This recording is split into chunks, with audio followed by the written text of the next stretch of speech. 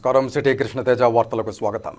ఇక వార్తల్లోని వివరాలు. తిరుపతి శ్రీ గోవిందరాజస్వామి వారి ఆలయంలో జరుగుతున్న జ్యేష్ఠాభిషేకంలో రెండవ రోజు సోమవారం కవచ ప్రతిష్ఠ వైభవంగా జరిగింది. జూలై 7వ తేదీ ఆలయంలో ఉదయం 8 నుండి 10 గంటల వరకు శతకలశ స్నపనం, మహాశాంతి హోమం చేపట్టారు. అనంతరం ఉదయం 10 గంటల నుండి 11:30 గంటల వరకు ఆలయంలోని కళ్యాణ మండపంలో శ్రీదేవి భూదేవి సమేత శ్రీ గోవిందరాజస్వామి వారి ఉత్సవాలకు స్నపన తిరుమంజనం, సమర్పణ, ఆరగింపు, అనుగ్రహం, బ్రహ్మఘోషలను వేడుకగా నిర్వహించారు. ఇందులో పాలు, పెరుగు, తేనె, చందనం, పసుపు మరియు కొబ్బరి నీళ్లతో విశేషంగా అభిషేకం చేశారు. అనంతరం ప్రత్యేక పూజలు నిర్వహించి కవచ ప్రతిష్ఠ నిర్వహించారు.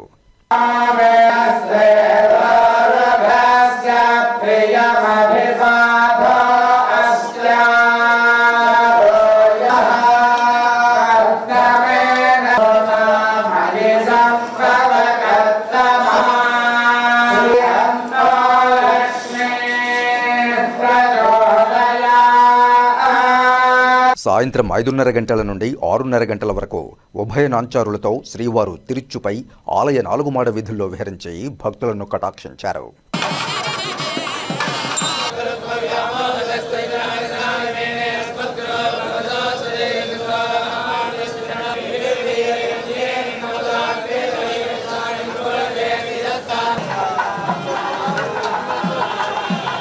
ఈ కార్యక్రమంలో పెద్దజీయర్ స్వామి, చిన్నజీయర్ స్వామి, ఆలయ డిప్యూటీ ఈవో విఆర్ శాంతి, ఏఈఓ కె మునికృష్ణారెడ్డి, ఇతర అధికారులు, భక్తులు పాల్గొన్నారు.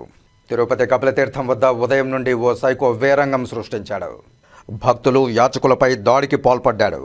తీవ్రంగా గాయపడిన వారిని చికిత్స కోసం స్థానికులు రూయా ఆసుపత్రికి తరలించారు. వారిలో ఓ యాచకుడు మృతి చెందగా మరో 2 భక్తులు కోలుకుంటున్నారు. సైకో తిరుపతిలో వివిధ ప్రాంతాల్లో వేరంగం సృష్టించాడు. సైకోను స్థానికులు, ట్రాఫిక్ సిబ్బంది, అలిపిరి పోలీసులు వల వేసి ఎట్టకేలకు సైకోను పట్టుకున్నారు. తిరుపతి కపిలతీర్థం వద్ద భిక్షాటన చేస్తున్న శేఖర్ మృతికి కారకుడైన మతిస్థిమితం లేని వ్యక్తికి తక్షణం చికిత్సను అందించాలని ప్రముఖ psychologist doctor NB Sudhakar Reddy పోలీసులకు సూచించారు. సోమవారం ఉదయం జరిగిన ఘర్షణలో రెచ్చిపోయి ఆయన శేఖర్పై కర్రతో దాడి చేశారని తెలిసిందని చెప్పారు. అయితే అతన్ని వలవేసి పట్టుకున్న అలిపిరి పోలీసులను అభినందించాలన్నారు. అయితే అతన్ని పట్టుకునే క్రమంలో కొందరు రాళ్లతో దాడి చేయడం అమానుషమన్నారు.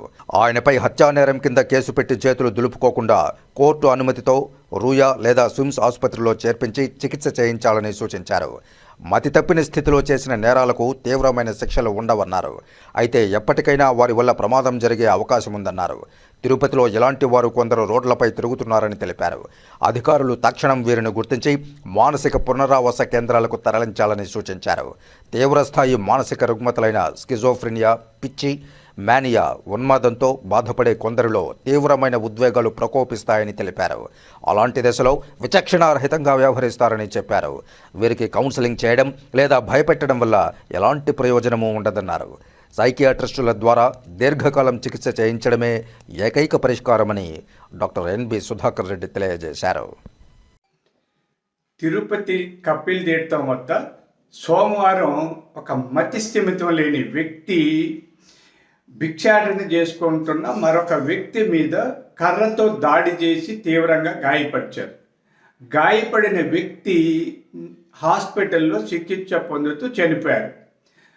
ఆ తర్వాత అలిపిరి పోలీసులు వల వేసి ఆ నిందితుడిని పట్టుకున్నారు. మతి స్థిమితం లేని ఆ నిందితుడి మీద హత్యా ప్రయత్నం కేసు పెట్టి ఇక కోర్టుకు పంపుతారు.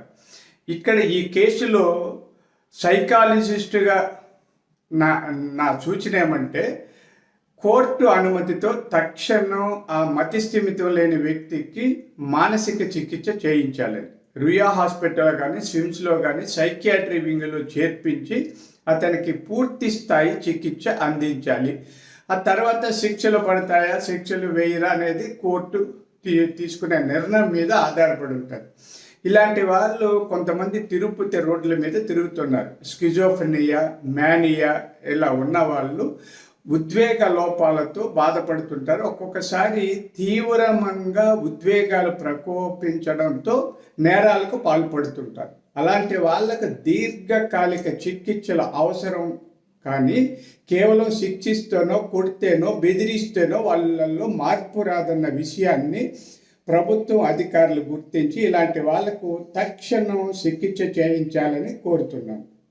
శ్రీకాళహస్తీశ్వరాలయానికి అనుబంధంగా నిర్వహిస్తున్న ద్రౌపదీ సమేత ధర్మరాజుల స్వామివారి ఆలయంలో జరుగుతున్న బ్రహ్మోత్సవాల్లో భాగంగా ధ్వజావరోహణ కార్యక్రమాన్ని స్థానిక ఆచారాలు సంప్రదాయాల మేరకు కన్నుల పండుగగా నిర్వహించారు. సుమారు 1500 మంది చీరలను అందించారు. వీటిని ధ్వజస్తంభంపై ఆవిష్కరించారు. వీటితో సోమవారం ధ్వజావరోహణం జరిపారు. భక్తులు సమర్పించిన చీరలను తీసుకోవచ్చు.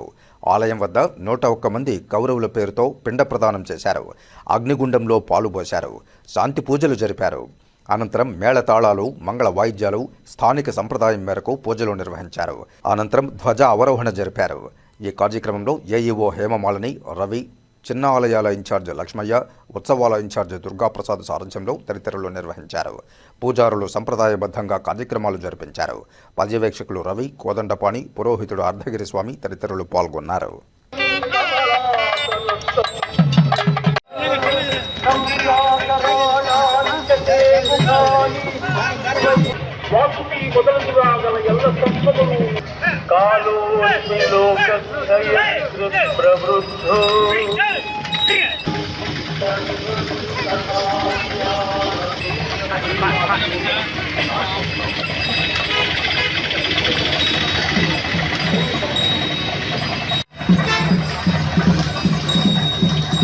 జూలై 10వ తేదీన రాష్ట్ర వ్యాప్తంగా ప్రతిష్టాత్మకంగా నిర్వహించనున్న మెగా పేరెంట్స్ డే వేడుకలను పురస్కరించుకుని శ్రీకాళహస్తిలోని సరస్వతీబాయి ప్రభుత్వ మున్సిపల్ పాఠశాలలో మెగా పేరెంట్స్ డే వేడుకలను అత్యంత వైభవంగా నిర్వహించడానికి పాఠశాల ప్రధానోపాధ్యాయురాలు బృందాదేవి ఆధ్వర్యంలో స్వాగత ఏర్పాట్లను ఘనంగా నిర్వహిస్తున్నారు. ఈ సందర్భంగా విద్యార్థులు వ్యర్థ వస్తువులతో తయారు చేసిన కొన్ని చిత్రలేఖన చిత్రపటాలను స్టాల్స్ ఏర్పాటు చేశారు.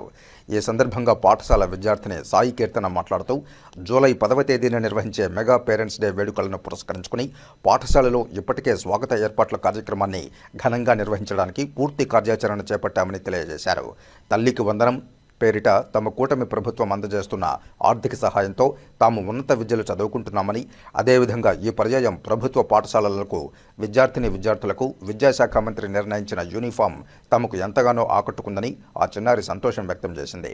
పాఠశాల ప్రధానోపాధ్యాయురాలు బృందాదేవి మాట్లాడుతూ జూలై 10వ తేదీన నిర్వహించే మెగా పేరెంట్స్ డే కార్యక్రమానికి ఇప్పటికే అన్ని పనులు పూర్తి చేశామని, 10వ తేదీన పాఠశాలలకు వచ్చే పాఠశాల కమిటీకి అలాగే తల్లిదండ్రులకు ఘన స్వాగతం పలుకుతామని, ఈ సంవత్సరం తిమ్ ఏక్ పెడ్ మాకే నామ్ కార్యక్రమం ప్రభుత్వం ప్రతిష్టాత్మకంగా చేపట్టిందని, ప్రతి విద్యార్థినికి ఒక మొక్కను అందజేస్తామని, ఆ మొక్క ఆ విద్యార్థి పెంచే విధానాన్ని బట్టి ఆ విద్యార్థికి గ్రీన్ పాస్పోర్ట్ పేరిట ప్రశంసా పత్రాన్ని అందజేస్తామని, ఆ ప్రశంసాపత్రంలో విద్యార్థి తనకిచ్చిన మొక్కను ఎంత అద్భుతంగా పెంచారు దాన్ని బట్టి వారికి గ్రీన్ పాస్పోర్ట్ పాయింట్లు అందజేస్తామని తెలిపారు.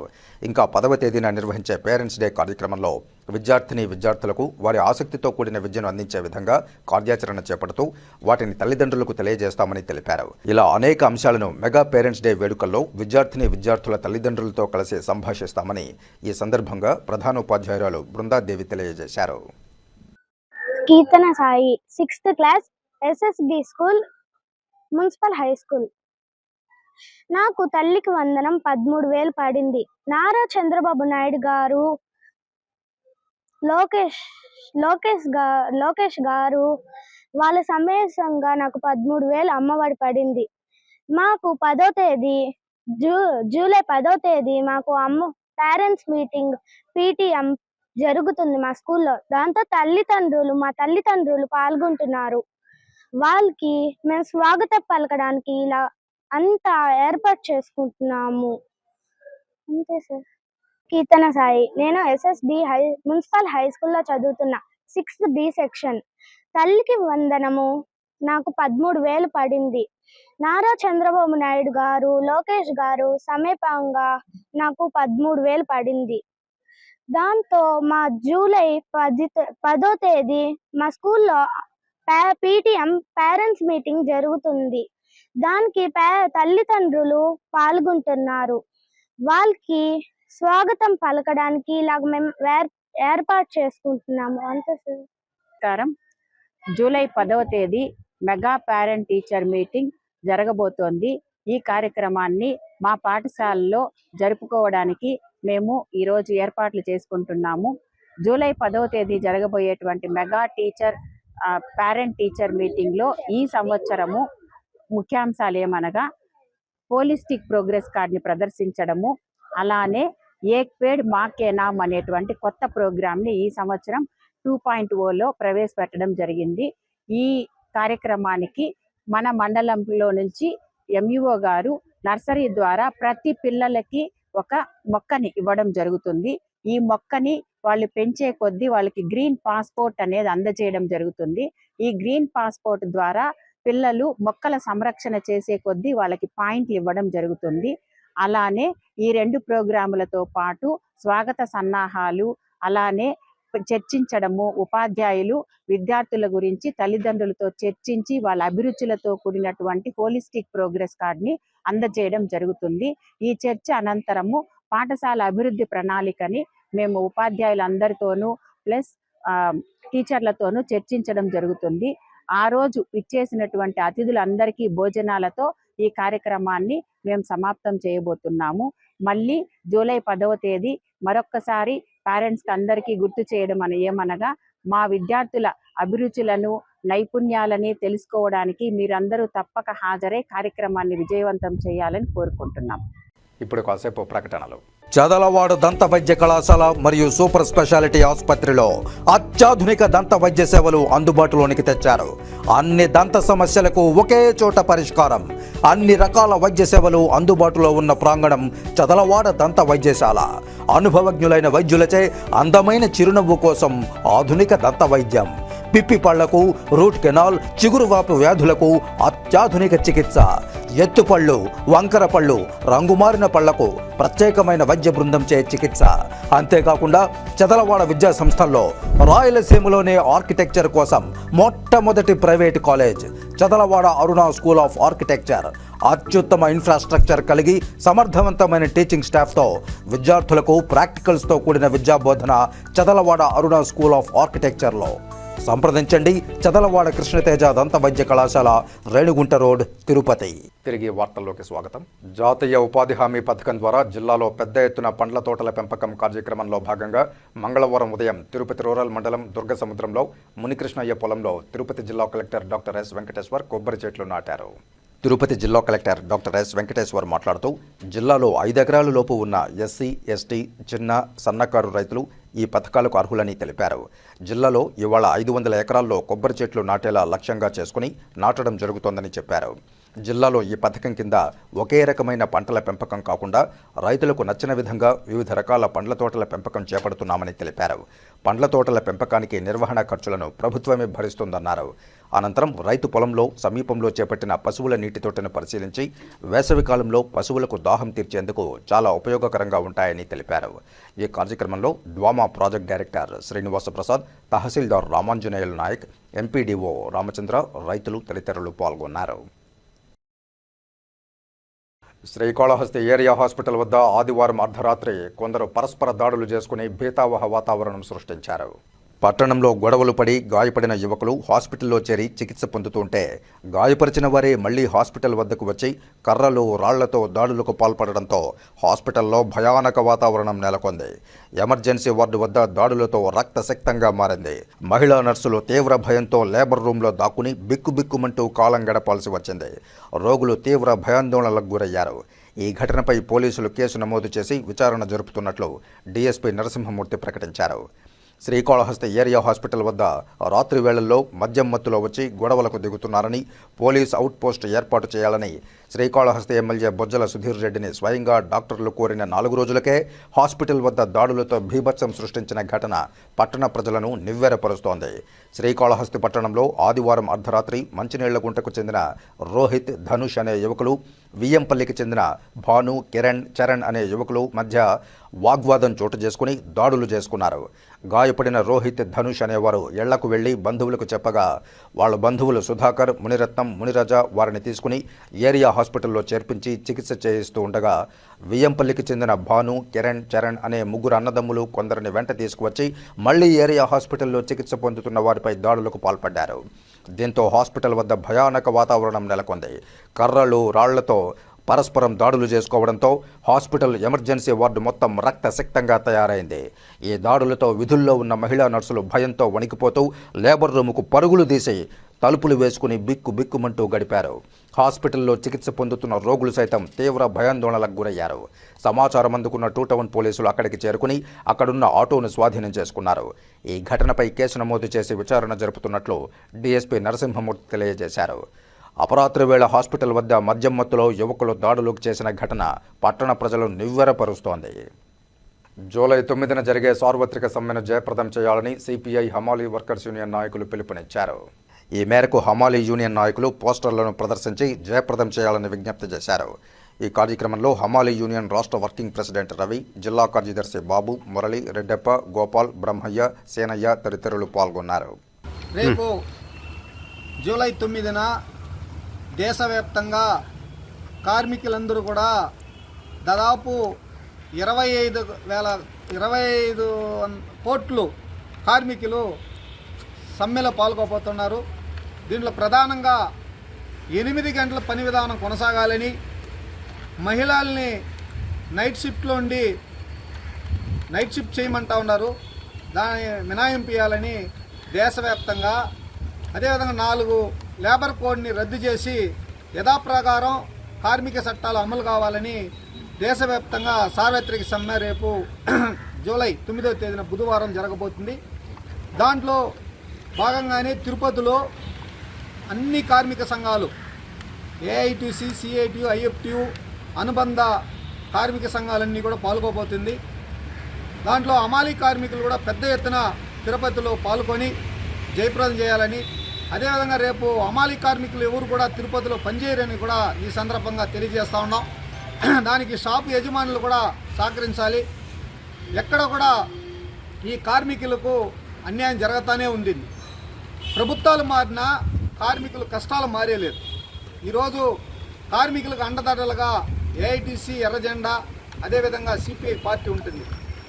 ఆ రోజుట్లో కార్ల మార్క్స్ కార్మికులు వాళ్ళు జీవనాడిని పరిశీలించి కార్మికులు ఏ విధంగా నష్టపోతారు అని వచ్చిన పార్టీయే ఈ కార్మికులకు ఎర్రజెండా పార్టీ. ప్రపంచంలో ఏ పార్టీ అయినా కూడా కనుమరుగైపోవచ్చు, కానీ ప్రపంచం ఉన్నన్న రోజులు, ఈ మనుషులు ఉన్నన్న రోజులు కమ్యూనిస్ట్ పార్టీ ఉంటుంది. కమ్యూనిస్ట్ పార్టీలోనే ఉండాల్సిన అవసరం కూడా లేదు. ఈరోజు రోడ్డు మీద పోతా ఉంటే ఒక ఆడపిల్లని ఇబ్బంది పెడతా ఉంటే అక్కడ 10 మంది కలిసి ఆ అక్రమాన్ని అడ్డుకుంటే అది కూడా కమ్యూనిజమే. ఇది పాలకులు తెలుసుకోవాలా. ఇప్పుడుండే బీజేపీ పార్టీ కమ్యూనిస్టులు లేకుండా చేస్తామని ఒక కంకణం కట్టుకొని ఉంది. బీజేపీ పార్టీ కాదు కదా, దేశంలో ఏ పార్టీ కూడా ఆ పార్టీలు కనుమరుగవచ్చు కానీ కమ్యూనిస్ట్ పార్టీ కాదు. కార్మికులకు అండదండలుగా కమ్యూనిస్ట్ పార్టీ ఉంటుంది. అదేవిధంగా రేపు పెద్ద ఎత్తున ఎప్పుడూ లేనంత భారతదేశంలో సార్వత్రిక సమ్మె జరగబోతుంది. అన్ని రంగాల కార్మికులు రోడ్డు మీదకి రాబోతున్నారు, సమ్మెలు చేయబోతూ ఉన్నారు. ఇప్పటికైనా కార్మికుల కోరికలన్నీ పరిశీలించి కేంద్ర ప్రభుత్వం కార్మికుల చట్టాలని అట్టే కొనసాగించాలా. ఇక్కడ ఈ రాష్ట్ర ప్రభుత్వం 10 గంటల పని విధానాన్ని అమలు చేశారు. అసెంబ్లీలో వాళ్ళు పాస్ చేసుకున్నారు. దాన్ని అమలు చేయకుండా ఆపాలని రేపు పెద్ద ఎత్తున ధర్నా చేయబోతా ఉన్నాం. దాంట్లో కార్మికులందరూ కూడా పెద్ద ఎత్తున పాల్గొని హమాలీ కార్మికులు ఈ సమ్మెని జయప్రదం చేయాలని కోరుతున్నాం. భారతీయ జనతా పార్టీ మొదటి తిరుపతి టౌన్ అధ్యక్షులు, ఆ పార్టీ సీనియర్ నాయకులు నల్లారెడ్డి 25వ వర్ధంతి వేడుకలను తిరుపతిలో బీజేపీ నాయకులు ఘనంగా నిర్వహించారు. తిరుపతి శ్రీ గోవిందరాజస్వామి వారి ఆలయ దక్షిణమాడ వీధిలో ఆయన చిత్రపటాన్ని ఏర్పాటు చేసి పూలమాలలు వేసి నివాళులు అర్పించారు. అనంతరం పేదలకు అన్నదానం నిర్వహించారు. ఈ సందర్భంగా బీజేపీ నాయకులు మాట్లాడుతూ బీజేపీ ఆవిర్భావం తర్వాత ఆ పార్టీ మొదటి తిరుపతి టౌన్ అధ్యక్షులుగా నల్లారెడ్డి సేవలందించారని గుర్తు చేశారు. ఆయనను స్ఫూర్తిగా తీసుకుని అనేక మంది బీజేపీలో చేరి పటిష్టత కోసం కృషి చేశారని కొనియాడారు. పార్టీకి ఆయన చేసిన సేవలను గుర్తిస్తూ ప్రతి ఏడాది ఆయన జయంతి, వర్ధంతి రోజుల్లో సేవా కార్యక్రమాలు చేస్తున్నామన్నారు. ఈ కార్యక్రమంలో బీజేపీ నాయకులు బి చంద్రారెడ్డి, నరసింహారెడ్డి, సుబ్రహ్మణ్యం యాదవ్, అన్నారెడ్డి రాజశేఖర్ రెడ్డి, గుండాల గోపీనాథరెడ్డి, తొండమనాటి సుబ్రహ్మణ్యం రెడ్డి, బంకు చంద్రారెడ్డి, నాగేంద్ర శర్మ, కరుణ్ తదితరులు పాల్గొన్నారు. భారతీయ జనతా పార్టీ తిరుపతి అగ్రనాయకుడు నల్లారెడ్డి గారి 25వ వర్ధంతి సందర్భంగా ఈరోజు ఇక్కడ భారతీయ జనతా పార్టీ నాయకుల ద్వారా అన్నదాన కార్యక్రమం జరిగింది. ఆయన యొక్క తిరుపతిలో ఏ వ్యక్తి లేని రోజుల్లో కూడా భారతీయ జనతా పార్టీ అభివృద్ధి కోసం కృషి చేసిన మహోన్నత వ్యక్తి. ఆయన వర్ధంతిని పురస్కరించుకొని వాళ్ళ యొక్క పార్టీ నాయకులందరూ కూడా అన్నదాన కార్యక్రమం చేపడుతారు. ఆయన ఆశ సాధన కోసం ప్రతి ఒక్కరూ పనిచేయాలని భారతీయ జనతా పార్టీ నాయకులందరూ కోరుకుంటూ అవకాశం ఇచ్చిన వాళ్ళందరికీ ధన్యవాదాలు. ఈ వార్తలు ఇంతటితో సమాప్తం. రాత్రి 8:30 ప్రసారం అయ్యే సిటీ కృష్ణతేజ వార్తల్లో మళ్ళీ కలుసుకుందాం. అంతవరకు సెలవు. నమస్కారం.